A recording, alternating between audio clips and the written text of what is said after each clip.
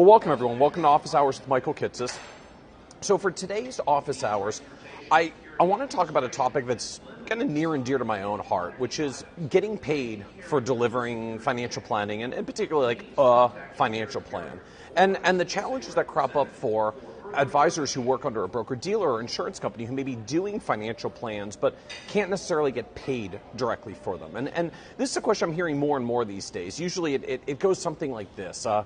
Dear Michael, I work for an insurance broker-dealer where we do a lot of financial plans for clients and get paid by helping clients implement the plan with our insurance and investment products.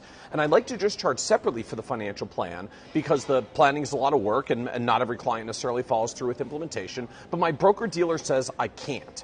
How do other advisors do this? Is my broker-dealer just overly restrictive?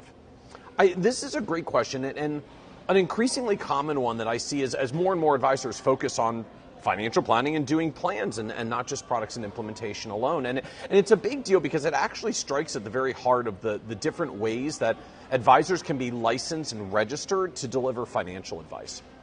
So the most basic level, and anyone that we call a financial advisor is usually licensed and registered in one of three ways. Either one, you passed your Series 6 or Series 7 exam and became a registered representative of a broker-dealer.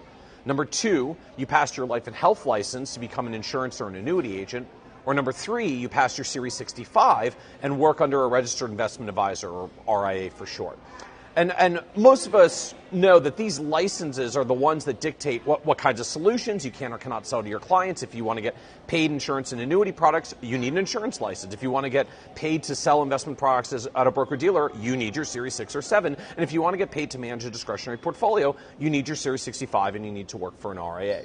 But the Series 65 and becoming an RIA is actually more than just getting paid an AUM fee for managing a portfolio. The reality is that getting paid for any type of investment advice, including getting paid for a financial plan that includes some investment advice, because technically you really truly actually can't get paid for a financial plan through a broker-dealer. And while we often call ourselves financial advisors when working at a broker-dealer, legally you are not in the business of advice at a broker-dealer. You are a registered representative of the broker-dealer to sell their securities products. In fact, under the Investment Advisors Act, you can't give advice at a broker-dealer that's more than solely incidental to the sale of the company's brokerage products and services, or you'd have to become an RIA anyway.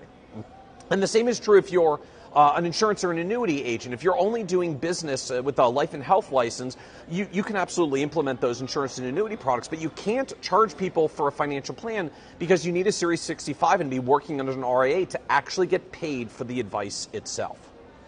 Now, that being said, it's not uncommon for advisors who work at broker-dealers to actually charge for a financial plan, because especially over the past 10 years, a growing number of broker-dealers also own an RIA, or a registered investment advisor, under their broker-dealer umbrella, and allows their advisors to be what's called dual registered as both a registered representative of their broker-dealer and an investment advisor representative, or IAR, of their corporate RIA. That's one of the advantages of taking the Series 66. It's effectively a combination of the Series 63 you need for a broker-dealer and the Series 65 you need to work for an RIA, all merge into one. And so in essence, what happens is that you do your securities products while you're wearing your broker-dealer hat, and then you take off that hat and put on the corporate RIA hat to get paid for your financial plan under the broker-dealer's corporate RIA. Which means it may seem like your client's still making out the check to the broker-dealer to pay for the financial plan, but they're actually not paying the broker-dealer, they're paying the broker-dealer's corporate RIA subsidiary, because getting paid directly for financial advice can only occur under an RIA. Now, alternatively, some advisors who work with a broker-dealer also form their own standalone RIA in order to get paid for financial plans. Because again, you do need to be associated with an RIA to get paid for financial advice, but you don't necessarily have to be under the broker-dealer's corporate RIA. You could be a hybrid advisor that's a representative of both the broker-dealer and your own independent RIA as well. But if you're registered with a broker-dealer, you would need to disclose your outside RIA as an outside business activity, and you would need approval from your broker-dealer to have that OBA permitted. And so in practice, not all advisors at a broker-dealer can actually be a hybrid with their own RIA, because not all broker-dealers are willing to approve that OBA. In some cases, simply because they don't want the risk that you'll do something inappropriate that could come back to the broker-dealer, especially if you're not getting paid for financial advice to the, or especially if you are getting paid for financial advice to the same clients that are also buying securities products from the broker-dealer, and the broker-dealer has to worry about what kind of cross-selling maybe happened and whether it needs to be supervised more. In other cases, the broker-dealer will say they'll allow it, but insist that they have at least some level of supervision of your outside RIA to make sure there isn't inappropriate cross-selling, which means you'll have to pay them a portion of your outside RIA revenue for that oversight. Or in some cases, the broker-dealer may say that they'll allow it, but that you have to do it under their corporate RIA so that they can have better oversight of your activity. And especially in recent years, FINRA and the SEC have been really scrutinizing hybrid and dual registered advisors and asking lots of questions about how do you determine for the next client whether they're going to be a broker-dealer client or an RIA client? Like, how do you decide whether they're going to pay a commission or an investment advisory fee, particularly with investment solutions, and when or how are you determining if the client's always steered to the right entity or and the right solution? That's become now a significant regulatory concern. Nonetheless, the fundamental point is that if you're at a broker-dealer or an insurance agency and you want to actually get paid directly for a financial plan and giving financial advice, you need to be associated with an RIA. And if you're under a broker-dealer, you're going to have to get approval from your broker-dealer and structure it in a way that the broker-dealer allows, whether by setting up your own independent RIA if the broker-dealer will permit you, or registering under their corporate RIA. But the reality is that they control it as long as you register with the broker-dealer. And the reason this distinction matters, particularly about whether you're going to have your own outside independent RIA as a hybrid or be dual registered under the corporate RIA, is kind of twofold. Number one, the nature of compliance and oversight is a little bit different. If you're dual registered under the corporate RIA, you're fully subject to their compliance and oversight. You have to say what they do under the corporate RIA, so you have to use their processes and systems, you have to use their software. If they want to throw an arbitration clause in their agreement, you have to follow their arbitration clause. And of course, that's already how you have to operate when it comes to using them as a broker-dealer. But the distinction is that when you have your own independent RIA, you have more control over this. You still have compliance obligations, but you can structure your agreements and your offering and your systems and your processes and your technology however you want.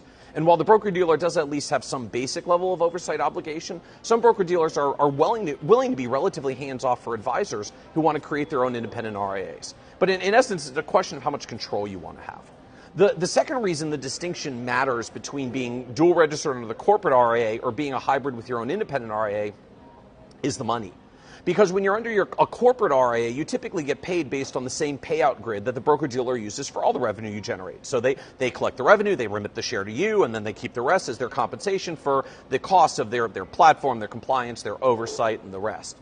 By contrast, when you have your own independent RIA, you typically get to keep more or all of your own revenue.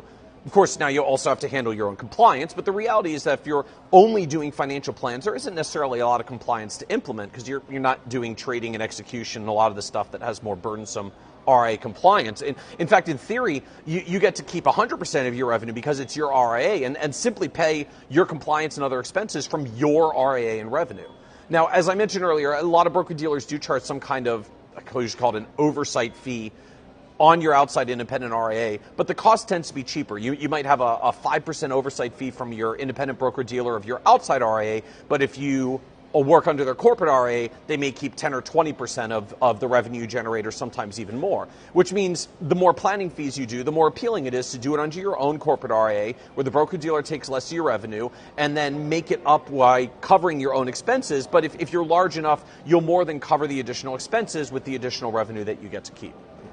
Now, on the other hand, from the broker-dealer's perspective, the fact that they can't collect or justify collecting the same amount of revenue from brokers who have an outside RIA is itself becoming a major point of contention at a lot of broker-dealers, because it's in their financial interest for you to use their corporate RIA, where they can participate in more of the revenue. And while, as the advisor, of course, we want to keep as much revenue as possible for ourselves. And so you'll often see broker-dealers require that you use their corporate RIA and not have your own outside independent RIA. They'll say it's because they can't do a proper oversight. But the truth is, other firms aren't having that much trouble doing the oversight. It's because they want to participate in the revenue, and hopefully will be able to deliver enough value with the compliance and the rest of their platform and all the other services they give to justify the bigger slice of revenue that they take. But in turn, that's actually created a marketplace for broker-dealers that are, call it, hybrid-friendly, and are willing to let you have your own outside independent RIA, and they take a much smaller slice of the revenue in that arrangement for only more basic oversight, or in some cases don't take any slice of the revenue at all, but they're willing to do it because that attracts strong RIAs that still have some need for a broker-dealer relationship, and they just are willing to settle for whatever broker-dealer business comes along. In fact, I'm seeing more and more financial advisors now make decisions about whether they want to stay with the broker-dealer or switch or break away or become a standalone RIA or give up the broker-dealer license altogether based on how much flexibility and control they either want or can get with their RIA and charging planning fees while under a broker-dealer umbrella. Although with a recent FINRA proposal to eliminate the requirement for broker-dealers to oversee outside RIAs, I think it's just going to become more of a hot-button issue in the coming years. The good news is that it'll reduce the cost and pressure on broker-dealers to oversee outside RIAs. The bad news is if they don't have an excuse to oversee outside RIAs, they kind of lose their excuse to charge a percentage of the outside RIA's revenue, which means I think a lot of broker-dealers are probably going to start changing their policy and requiring their brokers to use their corporate RIA instead, where they can get paid, or you may have to find a new broker-dealer. So stay tuned, watch for announcements of this as it plays out over the next year or two. But ultimately, the point again is just that in order to get paid for delivering a financial plan, you need to be an investment advisor representative under an RIA, either your broker-dealer's corporate RIA or your own independent RIA if your broker-dealer will allow it, or by breaking away from the broker-dealer altogether and just becoming an independent RIA. But getting your Series 65 and operating under an RIA is an absolute requirement if you want to actually get paid a fee for a financial plan. And then you have to go through the process of navigating, will your broker-dealer allow it? Do they have a corporate RIA option? Will they allow you to have an outside RIA? Do they have production requirements under the broker-dealer before you can shift to their fee-based or financial planning division of the broker-dealer? What scrape will they take, and what value will the broker-dealer provide in terms of both bearing the compliance burden, providing the technology, and allowing you to be efficient in charging for financial plans? In point of fact, the whole trend towards brokers also charging fees is why we're seeing such growth in the broker-dealer RIA model right now. It's part of actually why we launched AdvicePay, because the growing demand for large enterprises, both independent RIAs and broker-dealers with corporate RIAs, have lots of advisors and need to have a system for charging clients financial planning fees, especially when they need to pay with a credit card or a bank account ACH, because they're not buying a product or investing with the advisor, so you won't necessarily have an account to bill them from if you're going to charge them for planning.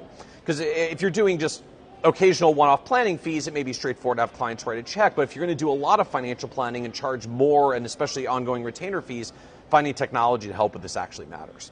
But in any event, I hope it's just some food for thought around the challenges of trying to charge financial planning fees in a broker-dealer or insurance environment, and why, from a legal perspective, it's so important and necessary to pass your Series 65 or your Series 66 if you're going through it on the broker-dealer side, and either have your own independent RIA or be dual registered under your broker-dealer's corporate RIA.